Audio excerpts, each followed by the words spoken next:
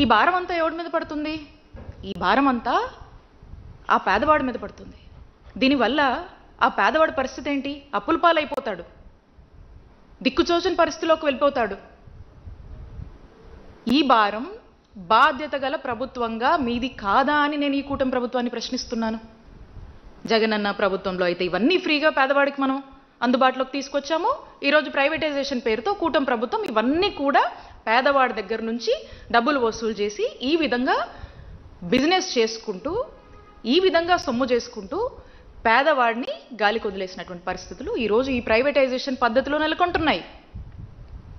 ఇది ఇంకా పెరిగిపోతుంది.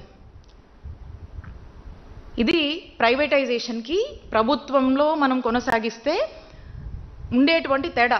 ఇది మా జగనన్న హయానికి మీ ప్రైవేటైజేషన్ పద్ధతిలో మీరు నడిపించాలనుకుంటున్నటువంటి విధానానికి ఉండేటువంటి తేడా అని చెప్పి మీకు స్పష్టం చేస్తా ఉన్నాను. ఇదే కాదు, మీరు చూస్తే ఒక గొప్ప